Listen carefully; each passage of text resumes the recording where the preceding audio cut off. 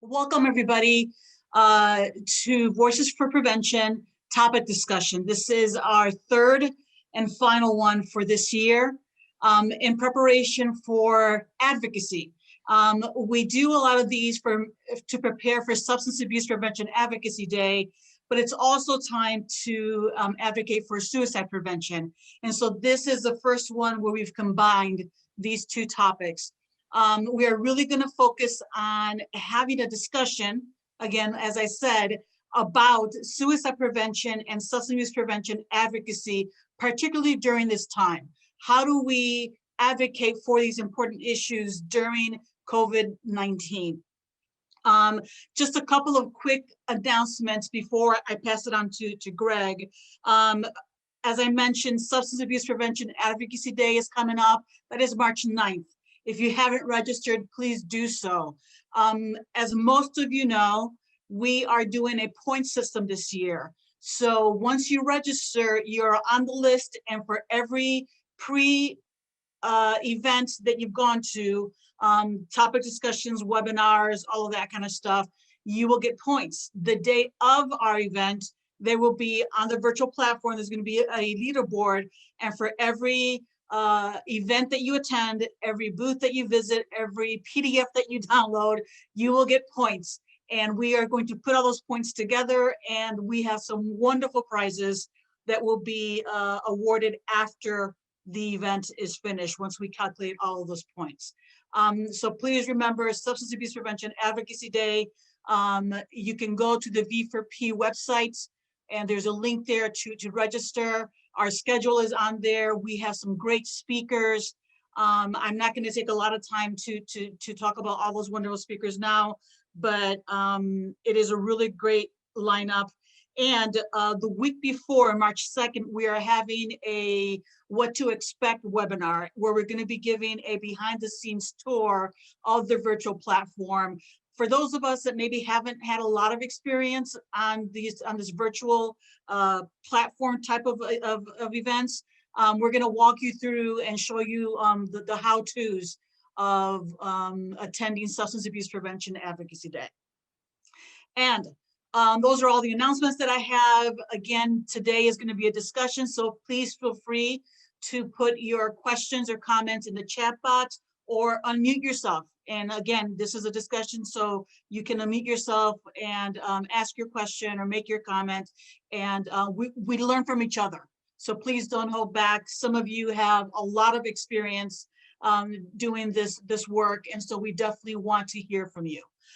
Without further ado, I'm going to pass it on to Greg for a legislative update. Thank you so much to all of you for being with us today. Thanks to Esther for all her great hard work with Substance Abuse Prevention Day, which is probably going to be, in some ways, the best ever. It will be virtual, but we will be having the Governor, Attorney General, Commissioner Fitzgerald from DBHDD, Kay Kirkpatrick, who has been so instrumental in some of the suicide prevention related legislation, Madam Chair Sharon Cooper. So please tune in on March the 9th. It'll be a great SAPAD. So can everybody see my screen then, the Venn diagram? Okay, this is somewhat of a depressing diagram, and when I first created it months and months ago, I never thought that I would still be showing it, but as everyone knows, we're still in the midst of the pandemic, and so this diagram is maybe more important than ever as things do continue, just so everybody is aware. And I know that everybody attending this webinar is no doubt aware of these overlaps, especially between suicide and substance abuse. Certainly, suicide is a much larger issue, and there are a number of causes, but certainly substance abuse is right up there as one of the major ones. So what I'm going to do today, I've actually been a lobbyist for the last 5 years and been following legislation in the General Assembly. And so I wanted to walk you through this document. And I am having trouble scrolling down. There it goes. Okay. So on the v4pga.org website, you can find this legislative update under the resources tab. There's a drop-down menu, so just click on resources. It will take you to a legislative update. And there's a lot happening in the Georgia General Assembly. Some of these are updated as of today. I was trying to do as many updates on as many bills as I could just before our webinar began. But something that Senator, also Dr., a physician, Kay Kirkpatrick, is sponsoring a bill which is doing extremely well. It passed unanimously in the Senate, and now it's in the House. And that is to prohibit patient brokering. And a number of you are probably familiar with patient brokering, where a patient can get a free trip to Florida for example, to a treatment center and then be charged some outrageous rates for that treatment, or incredibly high drug testing fees, surprise billing that the patient or client just wasn't aware of. And so this is a terrific bill, in my estimation, that would prohibit that kind of patient brokering by drug abuse treatment and education programs and drug testing programs. Another bill authored by Senator Kirkpatrick, which is not doing as well, it's going slowly. It's still over in the Senate side and has not gone over to the House, still being heard by the Senate Insurance and Labor Committee. And this is transparency regarding insurance processes. So that what it's asking for is if somebody is turned down for substance abuse treatment or suicide prevention treatment services, they could understand why, they could see why, instead of it being a more secretive process where the insurance carrier does not disclose completely the reasons for the refusal of the treatment. So this is very important to AFSP, American Foundation for Suicide Prevention, and Roland Boehm, if I'm pronouncing his last name correctly, spoke very well to this issue. He knows these issues inside and out and is a great resource. If anybody wants his email address, I have that. And so, Marcio, if you wouldn't mind putting, or someone would put my email address in the chat box if you want to contact me for any reason, but also to get in touch with the Georgia chapter of AFSP, please let me know. HB 9, telehealth services, so incredibly important, especially in the pandemic, as everyone can imagine, and especially in more rural parts of Georgia where the facilities are much harder to access to provide mental health, behavioral health services to students at school or during any school-related function. Defines the term telehealth. So in the House Education Committee, I wish too that this were going a little faster. It has not passed through the House yet, and will have to be passed by the House before it can go over to the Senate. So HB 12 is what is known as a decriminalization bill. This would decriminalize up to 2 ounces of marijuana. We don't have time to go over this today. This is obviously a substance abuse related to substance abuse. Decriminalization can be a very good thing, especially when it's accompanied by a drug evaluation or a prevention program or treatment program, depending upon the results of that evaluation. What's not so good is a decrim bill that has none of that, that just has a small fine. so that a person who may be seriously abusing marijuana or dependent on marijuana just pays a fine and that's it, as opposed to the possibility of going to treatment for substance use disorder, which can be a fatal disorder for many, certainly life-changing for so many. So in these decrim bills, it would be great to see that kind of public health option or mandate put in for drug evaluation and treatment.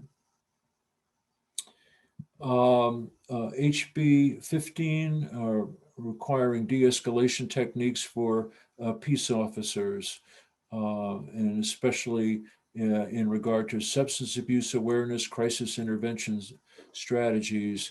This is so important because, as we know, de-escalation techniques can often be needed in those cases, and it's so important that those not be violent in nature. HB 49, a parity bill so that mental health and substance use disorders are treated in parity with physical health insurance claims, because we know that so many times physical health seems to really get the lion's share of claim approval, where many times mental and substance use disorders, even though they're supposed to be in parity according to federal law, are not treated that way. So again, this is important both to substance abuse prevention and to suicide prevention. In the House, the only bill of significance that may pass related to marijuana is House Bill 117, which adds ulcerative colitis to the list of 16 currently legal medical conditions for those who have a THC card that's been certified by a physician. Something that appears to be unfortunate is that there's no age minimum. Children can get ulcerative colitis, and typically appears between ages 15 and 30. And THC can have significant effects on brain development, especially in children, young children, and teens. So it's unfortunate at this point that there is no age minimum in this bill.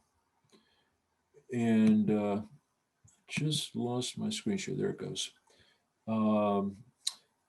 287 about tobacco and vapor products being included in drug education, and we all know how incredibly important that is.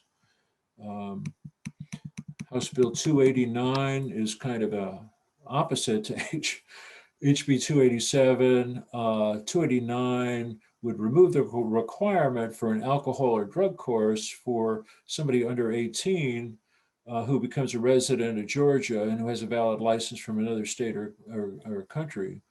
Not sure what all that's about, but that alcohol and drug course requirement is incredibly important for teen drivers. Of course, I never used alcohol and drugs as a teen, but but yeah, it's just so important. And that is the summary of the most important bills that relate to substance use prevention and suicide prevention. And I will stop sharing my screen. Okay. Are there any comments? I haven't seen, I've been checking the chat box and I don't see any questions yet or comments. I know there's a lot there. I do want to say that on the V4P website, we do have our legislative updates page, and we just had one updated. And for the suicide prevention ones, the AFSP put together a document that they sent out. We have it available. So if you haven't seen that, let me know. I'll put my email address in the box, and I can send that to you as well. I'm going to be sharing some other tools from AFSP. I haven't seen them on their website, but they did send them out. So if you see any tools here today, even though they're not from V4P, we can make those available to you. So please make a note of that. Our website has, again, the legislative updates that for substance abuse. Yes, Greg. Esther, there's just one thing I forgot, and that is that a lot of people are not aware of the research, which there's more and more of, showing the relationship between marijuana abuse, dependence, and suicide. And if anybody would like to see some of that peer-reviewed research, I'd be happy to share it with them. Okay. There is a comment, Greg, that I'm going to read to you in the chat box. I don't know if you can see those or not. From Grace Terry. I'm a newcomer to Georgia. What has been the history of the parity bill in Georgia legislature up to now? That's a great question. And unfortunately, Grace, I really don't know. I will try and find that out for you. If you will let me know your email address, I'll get that information to you. Any other comments or questions? Grace, you can unmute yourself if you'd like. Yes, thank you, Greg. Well, I guess what I want to know, if you have any sense of it, is what would have to happen for that parity bill to get passed in my lifetime, which hopefully that'll be, at least another 20 or 30 years. But is there any momentum for passing a parity bill in Georgia? I haven't followed that one that closely. AFSP may know a little bit more, but what you can do is certainly contact your representative, since it's currently in the House. You can check the membership of the House Education Committee, and hopefully you may be a constituent of one of the members of that committee. And if you are, and I don't know your particular organization, if you're allowed to lobby or just educate. So you have to be a little careful there. As an individual, on your own time, using your own email address, you can lobby for passage. If you're a representative of an organization that's a 501c3, for example, you're safer educating, but there's a whole lot you can do regarding education. So it's not always absolutely necessary, but it would be nice if you find a committee member or a bill sponsor who is you're a constituent of. Thank you. Did anyone else want to say something about the legislative update? Dr. Greg, when's crossover day for this session? Do you know a date? The last time I checked, they could not tell me. That was a few That's what I days was ago, thinking. that it hadn't been decided yet. Sure. There's a possible date she gave me, but it was not set in stone. As soon as I get a confirmation on that, we'll let you know. And for those of you who don't know, crossover day is the day by which a bill, theoretically anyway, has to pass over into the other chamber. If it's a House bill, has to pass over to the Senate for them to consider it. Senate bill has to pass over by this date into the House to be considered. There are all kinds of ways to get around that, so it doesn't necessarily mean a bill is dead if it hadn't made crossover day. But for most bills, if they don't make crossover, they're probably not going to make it this particular session this year. This is a great discussion. I'm loving all the questions. Good. There's really good information here. Anybody else before we move on? Okay, we are collecting. Some of you have said, I would like to see the research on this. We are trying to collect that information so that we can send it to Greg, for example, on the research that he mentioned. And we'll keep track of that so that if you put it on there, one of us will have it on our list. I am going to turn it over to Siobhan. She has kindly joined us today to give us an update on suicide prevention. Hey everyone, I hope that you all are doing well. I am Siobhan Jones. I am the Suicide Prevention Coordinator over our COVID-19 Emergency Response for Suicide Prevention grant. And how timely this is. The grant is specifically designed to kind of assess and provide resources around COVID. And so because the impact has been so heavy. And so we have been doing a lot of work around the grant specifically it is targeting adults 25 and older, but really paying attention to older adults and also those who are at risk for domestic violence. And so SANSA has put a domestic violence piece into this grant because there has been a correlation between our COVID numbers, people being isolated, and seeing domestic violence numbers go up as well. And although it's too early to really say if COVID, although we know just from the work that we do to officially say that COVID has impacted the suicide numbers just for how we pulled them. So I don't have that data. But what I can say is that we have seen a lot of increase in alcohol consumption. I believe that the CDC said back in, I believe it was like June or July, that they saw an increase of 40% of adults who had increased their alcohol use, but also that they had increased mental health that had been exacerbated by the pandemic. And so there's been an increase of people who are experiencing anxiety and depression due to bereavement, isolation. We have our children who are also battling and dealing with a lot of these things. Again, I don't have definitive numbers, but we have been having discussions about youth suicides that we have seen, and really just trying to see if that correlation is because of COVID, because of the isolation, making sure that our youth mental health is intact, because they're also dealing with a lot of things that I think sometimes gets kind of overlooked. But I know that Michael's going to talk a little bit more about our youth advocacy, but I wanted to put that in there that, they are going through a loss. And I think a lot of times when we think of COVID, it's not always a specific, death. There's a loss of a lot of things, loss of the way of life that we, once were able to engage with. Kids are virtual learning, which is a completely different way of going to school for a lot of kids. And so I think all of that has really impacted our mental health and how we're able to function day to day. I also wanted to say that in the COVID-19 grant, we're providing a lot of training, like I mentioned, with domestic violence, because there is that correlation. We've partnered with the Georgia Commission on Family Violence to provide trainings between the connection between homicides and suicides.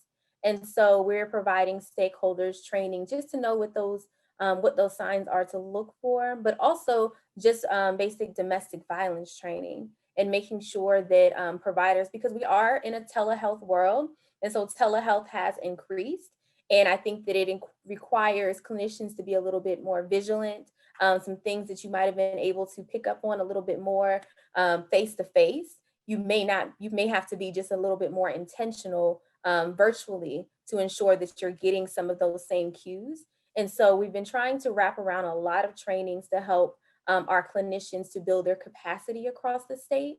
Like I mentioned, the COVID-19 grant focusing on older adults, we are piloting a project in 2 of our counties, Hall County and Dougherty County, to where we are piloting a CPS OA position, to where just like we have their CPS for youth, this person will be able to connect and provide services to an older adult.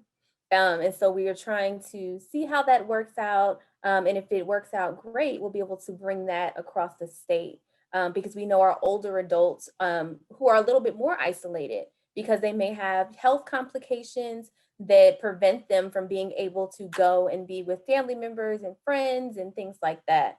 So we're wanting to make sure they have the right resources to be able to engage appropriately with services. Let me see if I'm missing anything else. But some things as far as advocacy, I think it's important to remember that you have a voice, and in your counties to make sure you're connecting. But if there's any kind of advocacy that you can do, organizations that are out there, such as Voices for Prevention, who are providing this kind of information, making sure you stay informed, because the more that you're informed, you can bring that back to your county level and be able to create different projects. There's so many grants that are coming out. I think that sometimes I get overwhelmed and bombarded with the amount of grants that we get sent to us. But some of them we're not able to apply for just as a government agency, but always encouraging our stakeholders to look at those grants and see what funding is out there for your particular agencies, because there may be a pocket of money available to do something a project that you thought of, something I didn't know, and maybe you all have known it. CDC, SAMHSA have, I guess, at the end of the year, they provide like a certain pot of money that went unused. And I forgot what the exact term for it is, but you can kind of like submit a proposal for a project that you've thought of. And you could submit it and possibly get it funded, depending on what money is available. So really just being informed about what you can do at your level, connecting with the different organizations, and making sure that you are just being intentional and vigilant about what's happening in the news, how legislation is changing and how it impacts your clients in your county, in the state, and things of that nature. But if there are any questions, I would love to hear if you have any questions, or if there's anything that you're doing specifically around suicide prevention in your organizations that has been impactful. Siobhan, thank you so much for that update. Really great information there. We have a question: who would qualify for the grant and how would they apply for it? I think they're talking about the initial grant that you mentioned. Oh, the COVID-19 grant? If you're speaking about the COVID-19 grant, we actually have already received funding for it. And so we have already selected, we're working in Cobb, Gwinnett, Fulton, DeKalb, Hall County, and a few others, Clayton. So it's Aspire, Avita, Viewpoint, and Clayton County CSBs. And those counties were selected because at the time of applying for the grant, they had the highest number of COVID cases.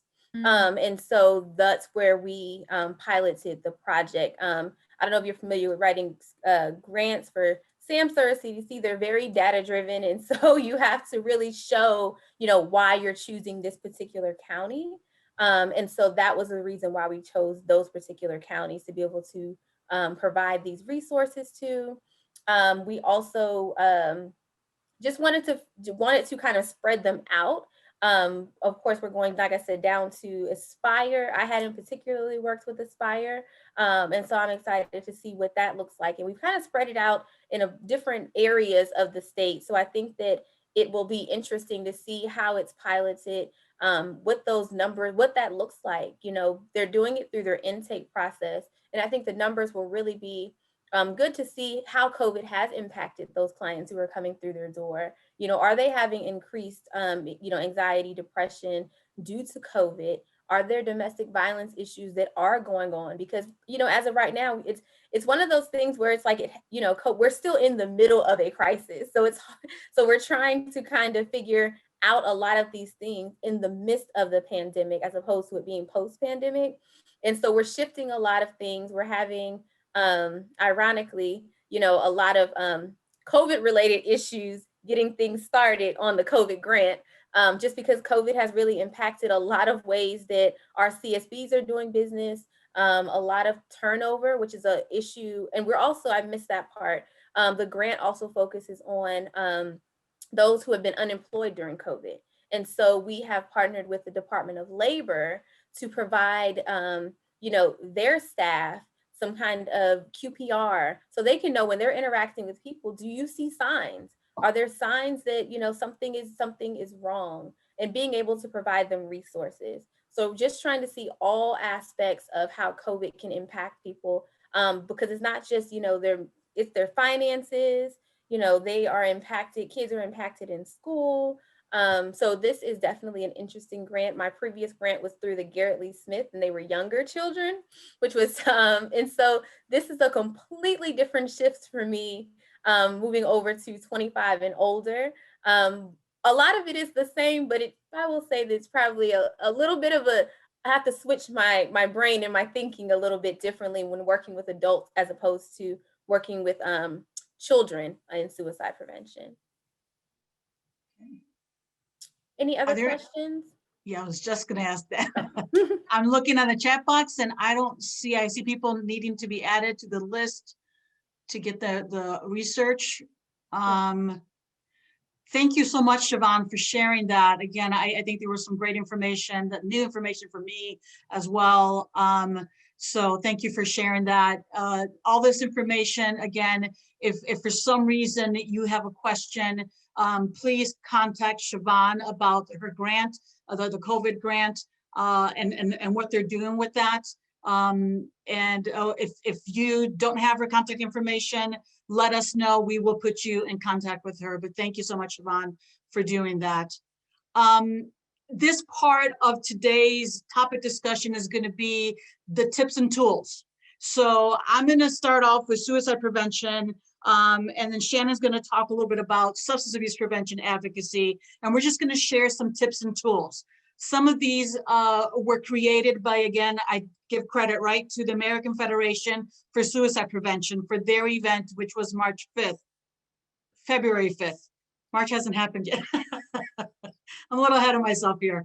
And they had some really excellent tools that, and we're creating some, and we have some for Suicide Prevention Day, but we wanted to make sure that if you didn't attend that event or are not on their mailing list, that you had access to these tools, because it does make the process easier.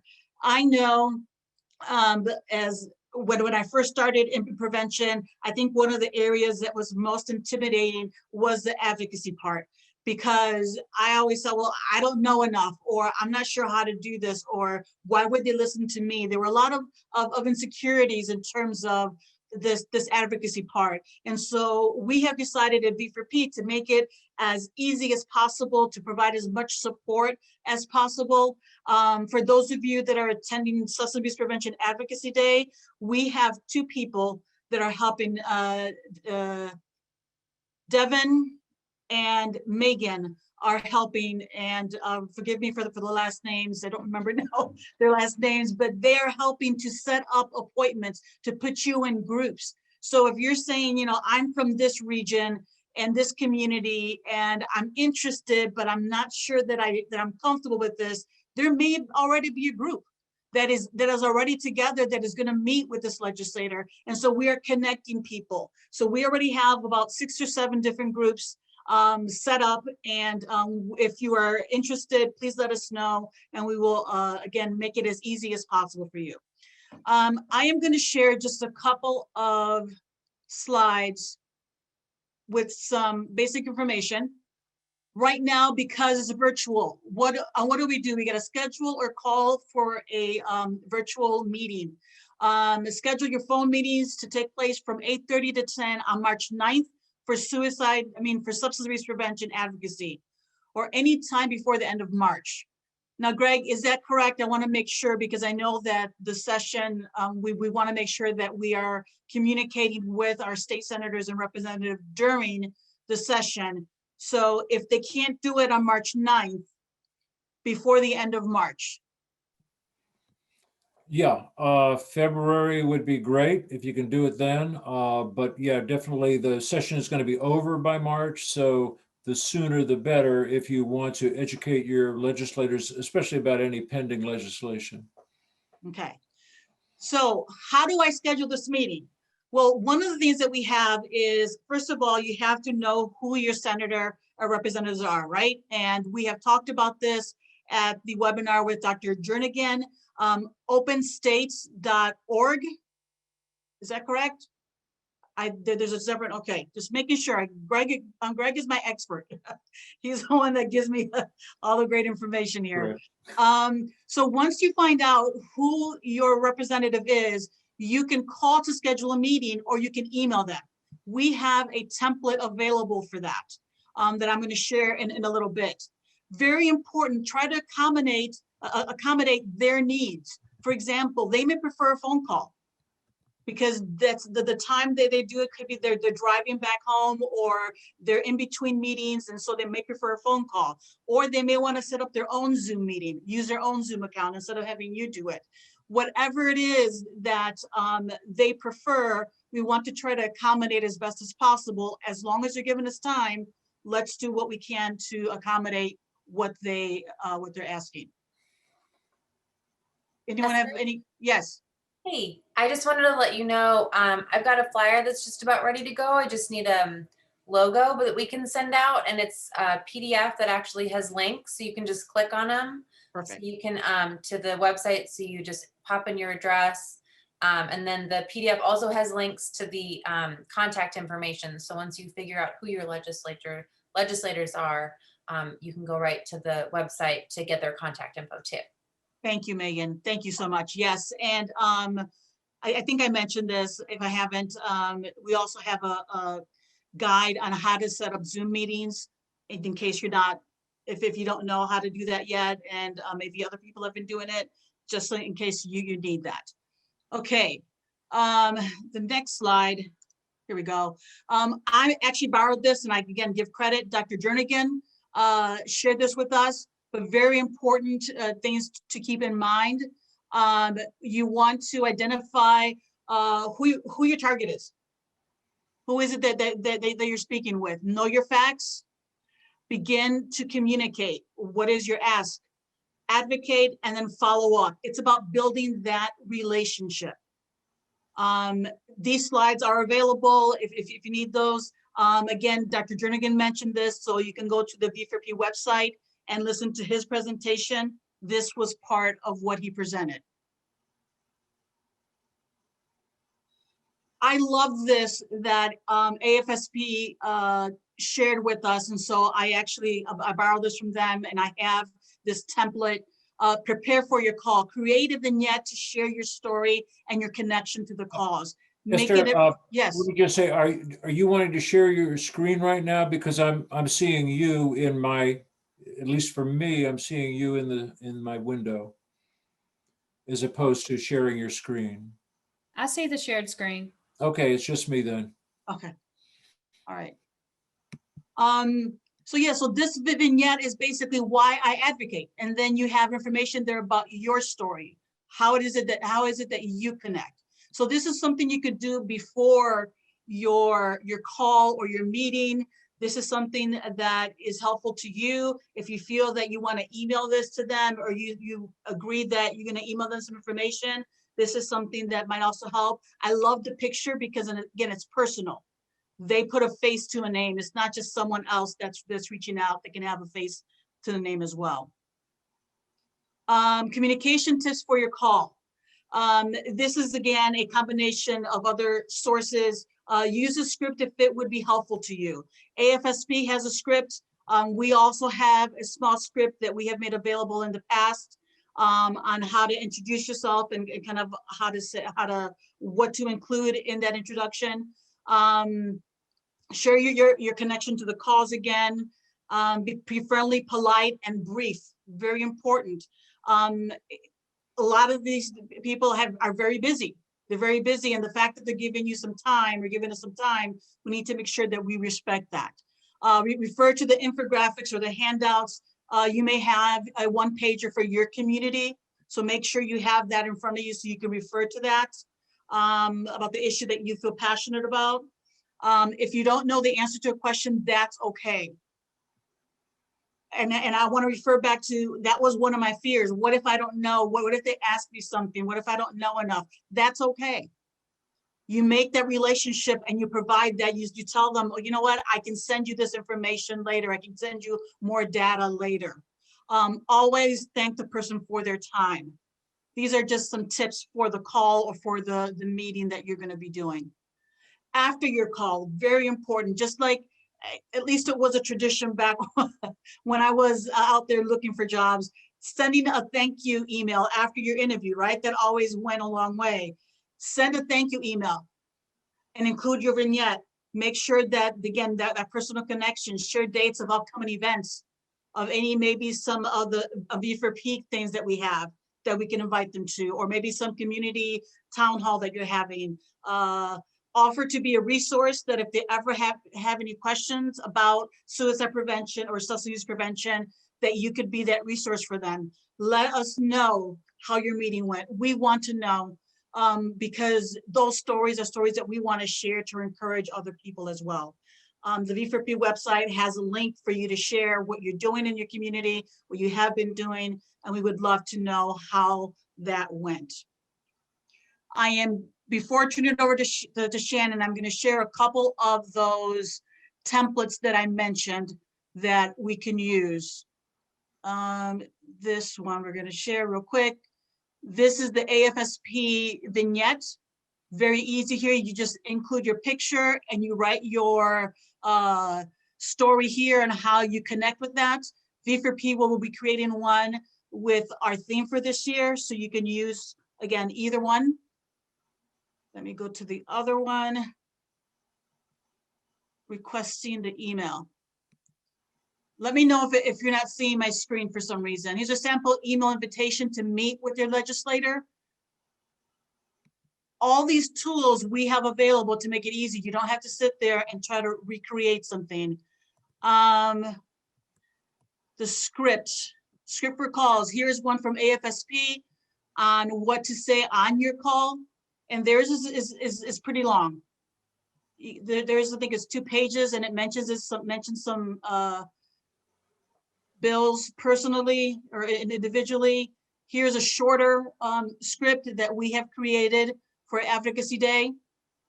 Quite simple, to say who you are, that you live or work in their community, thank them for what they're doing, and then share some information or the key points that you wanted to share.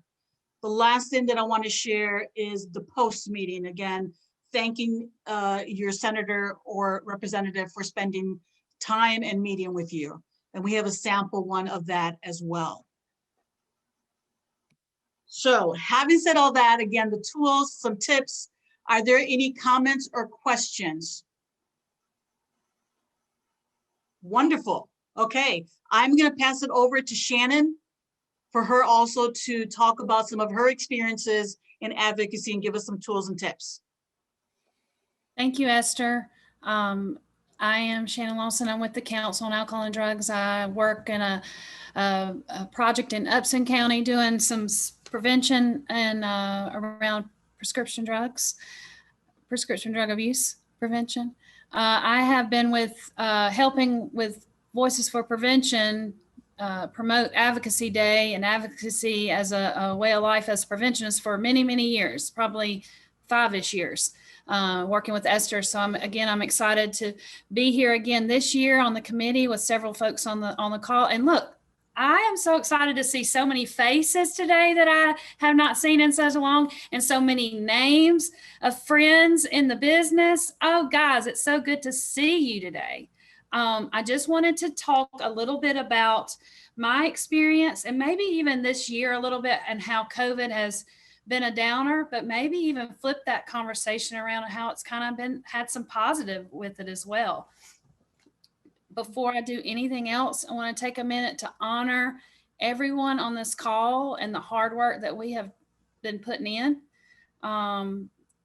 Despite quarantine, despite social distancing and learning how to use technology in 100,000 different ways, and maybe even despite being sick yourself or your loved ones, and most importantly, the loss that we've all experienced on this call, I'm sure. I just wanted to take a moment to honor that. You guys rock. I appreciate everything that you do for the great work and for Georgians all across and helping us keep healthy and safe. And I just didn't want to not do that. I felt very pulled to do that. So thank you, guys. I am a huge proponent of advocacy. Now, it is definitely, we all know, at the top of the list of ways to make change. It is probably the hardest to do, but the most important.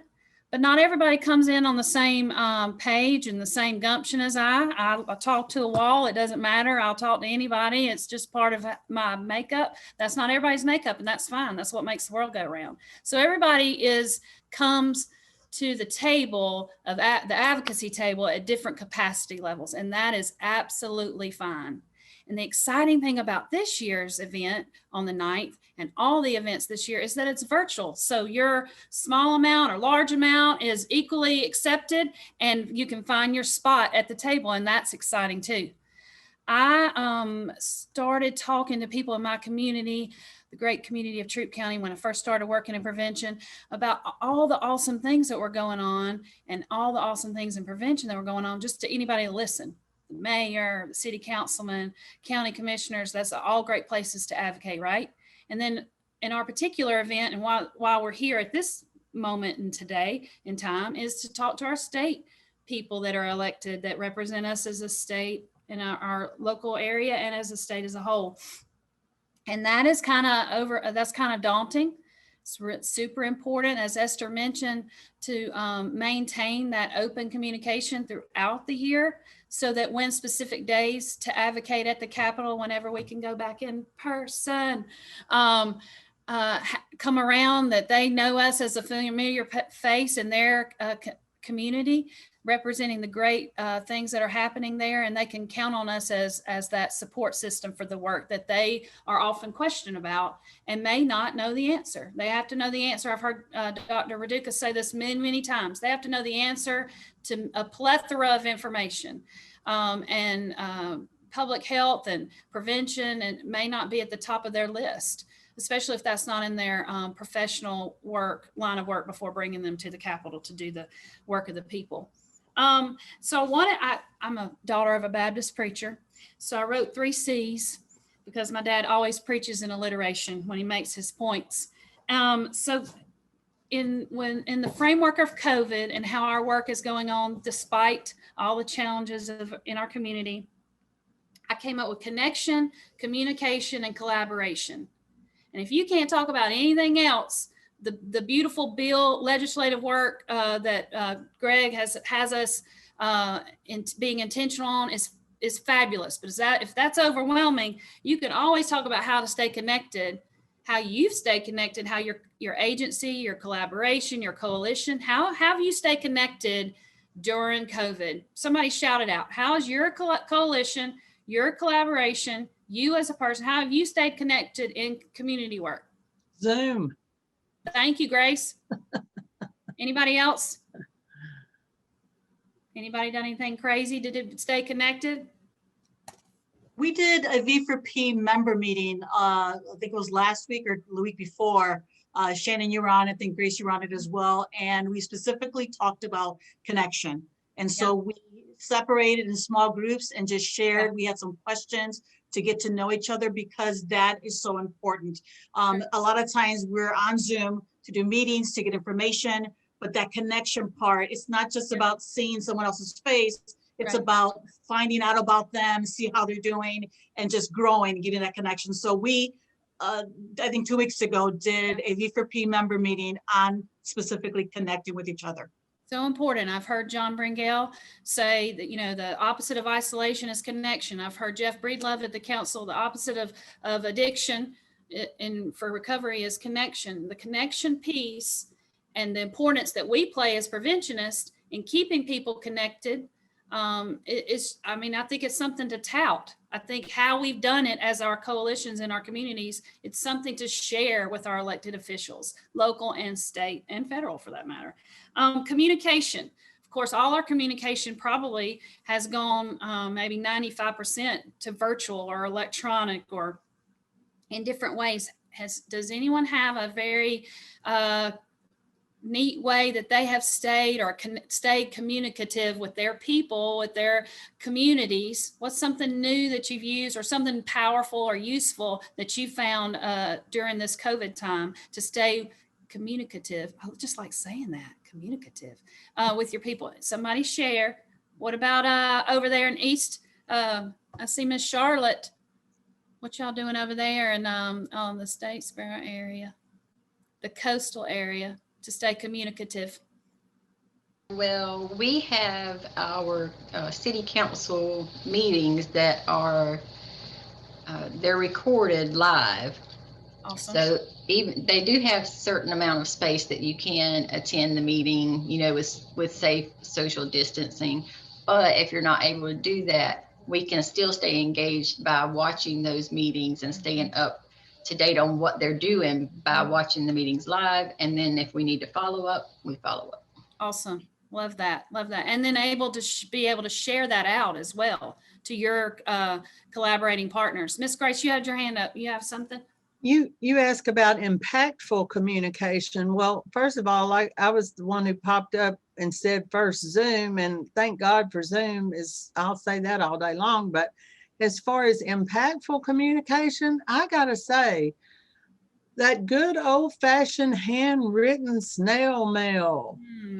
It's so rare today that we get anything personal in the mail. In the past year of self-quarantine, the things that are most memorable in my mind and impactful have been handwritten notes sent through snail mail. I love And that, Grace. if I had gotten it, if I had gotten it by, computer generated, personalized mail, that would have been great too. But as far as impactful, I'd say don't forget the old time antique stuff.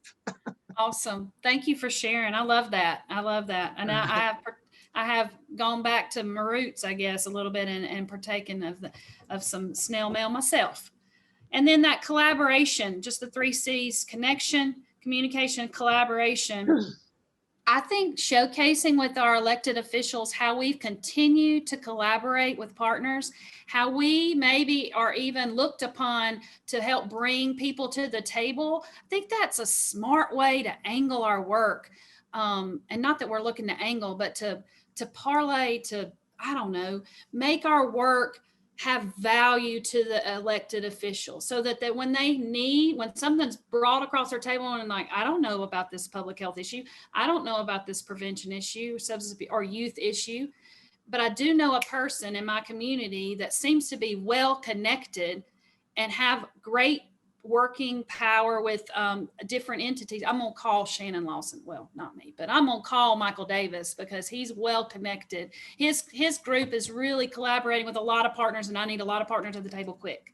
So I don't want to take Michael's time because he's going to share some great stuff. But those were the 3 things that came to my mind especially when Esther said, how has the work been through COVID like times? And I just wanted to flip the script and say, we've had some positive things come out of some very negative situations. And I appreciate everyone on the call because I know I'm not the only one doing those things. Everybody has had to pivot. The great word from Friends. Everyone has had to pivot. Linda Shepherd, carrier pigeons. Love it. Love it. If you know how to use those, I want to learn. And Michael, I don't know, I'm going to hand it off to you, but because I know with the youth in mind, you guys have continued to do the great work that God has always done. I would love to hear what y'all got going over there. All righty. So thank you for the handoff. My name is Michael Davis. I'm the Associate Executive Director at Guide for Prevention at Guide. And so just really quickly, I hope you are having meetings. Shannon set me up on that, because remember our youth and our college age students are at one of the highest needs for connection. Right? And we know their mental health is very tied when we're looking at lifespan development to connection there. So I hope you are having meetings virtually, finding ways to make it fun. If you need tips on how to do energizers, icebreakers, fun things, Guy provides webinars and trainings and everything like that on how to do it virtually. So check out our website there. So make it fun. Don't make it work, just work.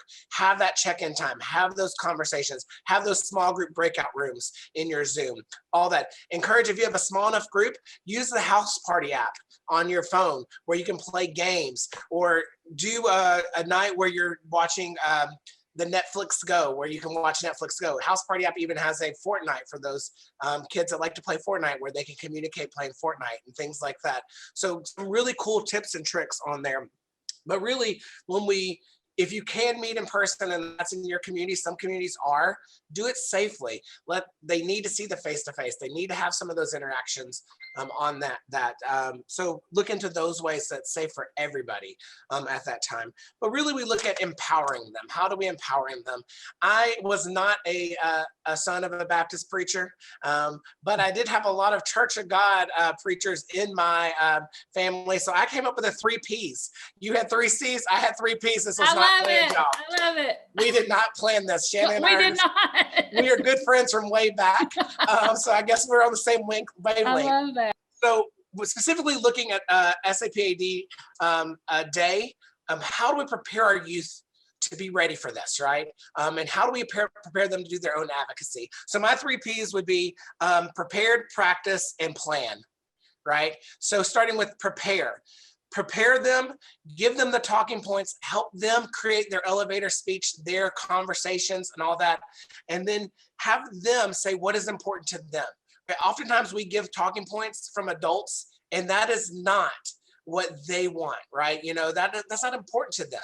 So how do they make it in their language and their words? How do they get that point across, right? So prepare them to be to use Zoom. And when you practice your second P, you know, when you're practicing, you're role playing. You're helping them say, hello, I'm Michael Davis, or, you know, hello, I'm so-and-so, and I work with the Youth Advisory Board at Guide. What we do is blah, blah, blah, and I want to talk to you today about blah, blah, blah, right? So have them practice on Zoom. If you're meeting in person, have them do it on Zoom because they're going to be doing it on Zoom on the day, right? They're not going to be meeting with their legislator in person. So practice in the environment. If you can get other mentors to come in and other adults to come in and have them practice with people they don't know, even better, right? It's easy to practice. The first stage one of practice is practice within ourselves. I know Shannon, I'll practice with Shannon. I feel very comfortable, but then oftentimes we get giggly, you know, and stuff like that. But when I don't know Esther and Esther's on, now I feel like, oh, I'm actually talking to somebody that I don't know and I'm going to practice on that. Right, so that practice and that praise is important during that time. And then last one, to plan who's talking when. If you're going to meet as a group with a legislator, who's talking when, who's going to bring up what this is, who's going to bring up the next conversation. You're going to plan the follow-up, who's sending the emails, who's sending the thank you, what is your ask of them. And I say ask not and vote away some way or not, but like ask of, hey, we have this event coming up, we would love for you to come to our blah, blah, blah meeting. What is that thing to keep them involved on that? And just finally, if your agency is able to do this, start talking about mentors. Can you get some adult mentors in your community that are doing one-on-one checks in with that? Is your staff, how's your staff taking and saying, hey, you follow up with these three kids, just even send an email to them and say, hey, how you doing? Just want to check in. I'm always here if you need anything. How are you providing that? Because we know one of the best developmental assets and the strongest protective factor with our youth is having positive relationships with adults outside their family. And in Gwinnett specifically, we know our students indicate their number one reason for suicidal ideations and is because of family issues. And now if you're at your house for more hours, you're missing your escape from school. There's important to have a positive adult relationship and check in outside of a big group. I am sorry that we are close to time, but I'll answer any questions you have. Hopefully you'll remember the 3 Ps and the important need for connection with our youth. That was amazing, Michael. Thank you so much.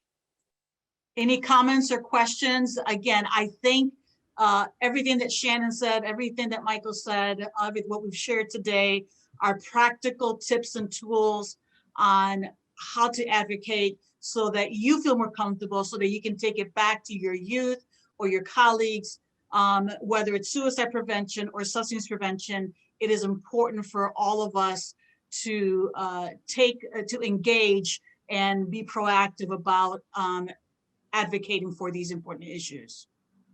And Esther, something I didn't say, and Michael mentioned, but you know, at V4P, we have a push while sessions in for sure, and this particular legislation that we should follow and advocate for. But it is so important as committee members for Voices for Prevention that you understand that we're going to learn and grow our capacity around advocacy throughout the whole year, because just like any relationship build you have with a person, you don't just, well, unless you just only want to talk to them for a month, but if you want to build that relationship, you have to keep, you know, talking to them, putting yourself in, you know, in the work in front of them, and letting yourself know, letting yourself be available. And that's important all year long. So when we're circling back to this time next year, you know, our capacity is going and we're ready to go.